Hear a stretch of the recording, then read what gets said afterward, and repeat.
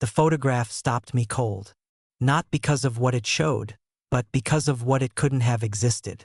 It was 1893, Chicago, the world's Columbian Exposition, and standing in the middle of a city that had been, by every official account, a muddy frontier settlement 30 years earlier, were buildings.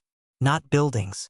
Cathedrals of stone and marble, column forests stretching 60 feet into the sky, domes that rivaled Rome, symmetrical plazas that made Paris look improvised. They called it the White City. 14 months. They said it took 14 months to build. I've been inside modern construction projects. I know what 14 months looks like. It doesn't look like that. I found this while researching something else entirely, the strange proliferation of mud flood theories circulating in obscure architectural history forums. I went in skeptical. I left with a folder of anomalies I still haven't been able to close. Because here's the thing about the official story of human technological progress. It is a story of linear ascent. Caves to campfires, campfires to castles, castles to combustion engines. The arc bends only one direction, upward, forward, always improving. Every generation knows a little more than the last. Every civilization inherits and builds upon what came before. That's the story. But the archive tells a different one. And once you see it, you cannot unsee it. Let me be fair to the official narrative, because it deserves a fair hearing before we interrogate it. The standard account of technological history goes roughly like this. Ancient civilizations, Egypt, Mesopotamia, Greece, Rome, developed impressive capabilities within the limits of their time. They had no electricity, no mechanized industry, no precision instruments. What they built through massive human labor, rudimentary tools, and accumulated trial and error over centuries. Their achievements were extraordinary for their context. The pyramids took decades and tens of thousands of workers. Roman aqueducts were engineering marvels, yes, but marvels of simple physics and abundant slave labor. The knowledge that was lost, the Library of Alexandria, the techniques of Greek fire, Roman concrete, was lost to the ordinary chaos of collapsing empires, not to deliberate suppression. Progress stalled during the medieval period, resumed during the Renaissance, and then exploded with the Industrial Revolution.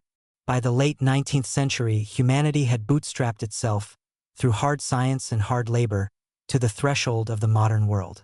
This is what every textbook says. Every documentary, every museum exhibit with its neat little timeline placards. It's a tidy story. The problem is Let's start with the numbers. Roman concrete, the material used to build the Pantheon, the aqueducts, the harbor walls at Caesarea, has now been formally analyzed by researchers at the University of California, Berkeley, and published in the journal American Mineralogist in 2017. Their finding, stated plainly in the paper's abstract, Roman marine concrete becomes stronger over time. The seawater triggers a crystalline growth process, the formation of a luminous tobermarite, that reinforces the structure from within. Modern Portland cement, our supposedly superior replacement, deteriorates under the same conditions. We spent 2,000 years improving on a formula that was already better than what we replaced it with. That's not a gap in knowledge. That's a step backward. The formula was lost somewhere between the fall of the Western Roman Empire in 476 AD and the present day. How? The honest answer is, nobody is entirely certain. The less honest answer, the one that gets repeated, is that it simply wasn't written down carefully enough. That the craftsmen who knew it died, and their secrets died with them, and that's just how history works sometimes. Which brings me to something that keeps appearing in the record, across cultures and centuries, that I cannot explain away with accident or entropy. The Antikythera mechanism was pulled from a Roman-era shipwreck off the coast of the Greek island of Antikythera in 1901. It sat in the Athens National Archaeological Museum for decades, partially identified, largely ignored, categorized as a curiosity. It wasn't until 2006 that a team using advanced X-ray tomography published a comprehensive analysis of what it actually was. It was a mechanical computer, not metaphorically, not loosely described. A geared, differential, analog computing device capable of predicting solar and lunar eclipses, tracking the positions of 5 planets, calculating the 4-year Olympiad cycle, And this is the part that still floors researchers, accounting for the irregular motion of the moon, which requires a pin-and-slot epicyclic gear system that wasn't independently reinvented by Western engineers until the 14th century. The mechanism dates to approximately 100 BCE. The next comparable geared mechanism in the archaeological record appears over 1,000 years later. 1,000 years of silence. Not a single intermediate device. Not an apprentice's rougher version. Not a simplified copy. Nothing. The timeline is... Speaking of disappeared knowledge, there's a pattern that recurs so consistently across the ancient world that I've stopped being surprised by it and started being unsettled by the regularity. Damascus steel, the blade material that made medieval Islamic swordsmanship legendary, was capable of holding an edge that modern metallurgists still struggle to replicate. The production of Damascus steel, also called Wootz steel, required precise manipulation of carbon nanotube structures within the metal, a fact confirmed by Dresden University of Technology researchers in 2006, who used electron microscopy to identify the nanotubes in a 17th century Damascus blade. Carbon nanotubes, in a 17th century sword, manufactured by a process whose exact methodology disappeared sometime around 1750. The craftsman who knew it stopped producing it. No adequate explanation has been documented. The knowledge didn't evolve into something better. It just stopped. Greek fire, the Byzantine incendiary weapon that could burn on water, that drove back Arab fleets at the siege of Constantinople in 674 AD, that contemporaries described as impossible to extinguish, has never been reliably reproduced. The Byzantine Empire guarded the formula as a state secret of the highest order. When the empire finally collapsed in 1453, the formula appears to have collapsed with it. Modern chemists have proposed candidates: quicklime, naphtha, saltpeter. None of the proposed reconstructions fully replicates the behavior described in primary sources. The pattern is always the same: an extraordinary capability, period of flourishing use, then nothing. Not gradual obsolescence. Not replacement by something superior. Just silence and the faint outline in the historical record of something that once existed and then didn't. I want to slow down here and spend time on a building, because buildings are where the anomaly becomes impossible for me to argue away. The Sacsayhuaman Fortress Complex above Cusco, Peru, was constructed by the Inca civilization. The official dating places major construction in the 15th century, though the site shows clear evidence of multiple construction phases over a longer period. The walls are built from stones. That sentence does not convey the situation accurately. Let me try again. The walls are built from stones, some of which weigh over 300 tons, heavier than two full-sized Boeing 737 aircraft, and which were quarried from a site at Rumicalca, approximately 35 kilometers away. The stones are cut in interlocking polygonal patterns, some with 12 angles, that fit together with tolerances measured in millimeters. No mortar, no binding agent. The joints are so precise that, as every visitor to the site notes, you cannot insert a piece of paper between them. The official explanation is human ingenuity, rope, wooden rollers, earthen ramps, and massive coordinated labor. Researchers at the University of Illinois at Chicago estimated in 2020 that moving a single 300-ton stone using ropes, wooden rollers, and human muscle with period-accurate materials would require approximately 2,400 workers in conditions that are, to put it technically, biomechanically implausible given the terrain. The mountain approaches to Sacsayhuaman involve grades of up to 25 degrees. Maybe they found a way we haven't reconstructed. Maybe the labor was more efficient than the models suggest. Maybe the ramps were larger than any excavated evidence indicates. But here's what matters. The precision of the jointing is not explained by human ingenuity and rope. Precision at that tolerance level requires not just cutting capability, it requires a measurement and verification system of extraordinary sophistication, and that system has left zero trace in the archaeological record. Not one tool, not one measuring instrument, not one. Which brings me to the 1893 World's Fair, and the photograph that started all of this. The White City of Chicago covered 690 acres. It contained 14 major buildings, the largest temporary exhibition structures ever constructed at that point in history. The agricultural building alone was 500 feet wide and 800 feet long. These structures featured load-bearing classical facades, ornate neoclassical detailing, coordinated drainage and electrical systems, and a functioning canal network. They were completed in approximately 14 months. The official explanation is prefabricated steel frames clad in a composite material called staff, a mixture of plaster of Paris, cement, and jute fiber. Essentially, they were elaborate temporary facades over metal skeletons. I went looking for photographs of the demolition. The fair closed in October of 1893. Over the following years, fire and deliberate destruction reduced most of the White City to rubble. By 1896, almost nothing remained. What I found instead were photographs of buildings being dismantled, not demolished, in ways that look very different from tearing down temporary plaster facades over steel frames. There are photographs of workmen with tools that look like they are removing stone. There are images showing foundation depth that seems inconsistent with temporary construction.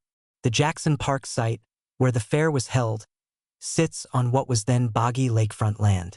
The official foundation design for temporary structures of that scale, on that substrate, in that timeline, has never been fully documented in engineering records. I'm not saying the buildings were ancient. I am saying the documentation of how they were actually built in 14 months on unstable ground to that specification with that precision is thinner than the scale of the achievement would suggest it should be. The Smithsonian Institution holds some of the surviving construction records. Some sections of the administrative archive from the fair's organizing body, the World's Columbian Commission, are stored at the Chicago History Museum. I spent several weeks attempting to trace the primary engineering documents. Many of the detailed construction logs are listed as lost in subsequent fires at the offices of the firms involved. The timing is almost theatrical. Let me be clear about what I am and am not suggesting here. I am not suggesting a singular, coordinated conspiracy to suppress evidence of ancient technological superiority. History doesn't usually work that way. What I am suggesting is something that, in some ways, is more unsettling, a recurring systemic pattern of knowledge loss, sometimes through neglect, sometimes through the collapse of the systems that maintained it, and sometimes, the record suggests, through something that looks less like accident and more like active erasure. The Ottoman destruction of the Library of Alexandria's successor institutions is documented. The Spanish burning of Mayan codices in 1562, the Auto de Fe Domini, ordered by Bishop Diego de Landa on July 12 of that year, destroyed what scholars estimate were the majority of existing Mayan texts. De Landa himself later wrote that the books contained nothing in which there was not to be seen superstition and lies of the devil, and that the Maya regretted this to an amazing degree. Thousands of years of accumulated astronomical, agricultural, architectural, and medical knowledge, gone in an afternoon. The part that keeps me up at night isn't that it happened. It's that it happened repeatedly. The burning of the Aztec codices at Tlatelolco in 1520. The systematic destruction of pre-Christian Irish manuscripts during the Viking raids of the 9th century, and again during subsequent monastic suppressions. The fate of the Royal Library of Ashurbanipal after the fall of Nineveh in 612 BCE, which held the most comprehensive collection of Mesopotamian technical knowledge ever assembled. Maybe these are all separate tragedies. The ordinary cost of civilizational collapse, the inevitable entropy of perishable materials, the carelessness of conquerors who didn't understand what they were destroying. Maybe. But the pattern of what specifically survives and what specifically disappears is not random. What disappears with suspicious consistency is the technical knowledge, the how of construction, metallurgy, astronomy, medicine. What survives is the commemorative, the what of conquest, the genealogies of kings, the religious proclamations. We inherit the declarations of power. We lose the instructions. There is a researcher named David Hatcher Childress. His work sits at the uncomfortable intersection of archaeology and speculation, who has documented over 40 sites globally where stone construction demonstrates precision jointing at tolerances between 0.5 and 2 millimeters. Sites in Peru, Egypt, Lebanon's Baalbek, Turkey's Göbekli Tepe, Cambodia's Angkor Wat, Japan's Yonaguni underwater formation. The mainstream archaeological community largely dismisses his conclusions while quietly acknowledging the precision he documents. Göbekli Tepe is the one that demands the most careful attention. Discovered formally in 1994 by archaeologist Klaus Schmidt on the Anatolian Plateau in modern Turkey, Göbekli Tepe is dated by radiocarbon analysis to approximately 9,500 BCE, making it, at minimum, 7,000 years older than Stonehenge and 6,500 years older than the oldest layers of Mesopotamian civilization. It contains carved megalithic pillars, some reaching 6 meters in height and weighing up to 20 tons, decorated with sophisticated bas-relief animal carvings. It sits on a hilltop, far from any water source, in a region that archaeological consensus tells us was populated only by hunter-gatherer groups who had not yet invented agriculture. The standard explanation has evolved over time. The current preferred academic framing is that Göbekli Tepe was a ritual center that actually preceded, and possibly caused, the development of agriculture, that the organizational requirements of building and maintaining the site necessitated the invention of food production. That's a reasonable hypothesis. It's also a significant revision to everything we thought we knew about the sequence of human civilizational development. And there's a detail that doesn't fit any of the hypotheses cleanly, mainstream or otherwise. Göbekli Tepe was deliberately buried. Sometime around 8000 BCE, someone, the builders, successors, or enemies, the record doesn't tell us, filled the complex with rubble and soil and sealed it. Not abandoned, buried. We found it because the deliberate burial preserved it. The sites that weren't deliberately preserved, we may never know what they contained. Here's the synthesis that I keep returning to, the thread I cannot pull free from. The official model of technological history requires us to believe that human beings spent approximately 200,000 years as anatomically modern Homo sapiens, developing essentially no lasting technological infrastructure, and then, in an extraordinarily compressed window between approximately 10,000 BCE and 3000 BCE, independently invented agriculture, metallurgy, monumental architecture, writing, mathematics, and astronomy in multiple locations simultaneously with no common origin and no common transmission mechanism. The mainstream explanation for this convergence is environmental. The end of the last ice age, approximately 11,700 years ago, produced climatic conditions that made settled agriculture possible. Settled agriculture produced population density. Population density produced specialization, surplus, and complexity. That's a coherent. What it doesn't explain is the precision. Not the existence of the achievements, the existence of precision within them that outpaces what the available tools and organizational structures should have been capable of producing.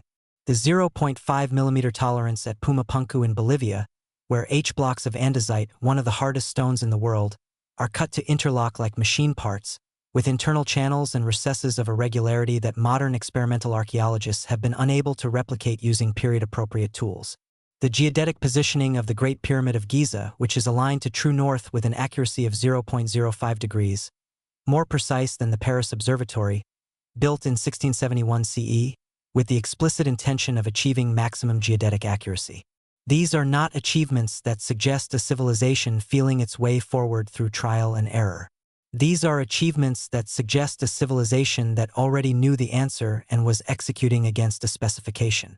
Where does a specification like that come from? I don't have answers, only patterns.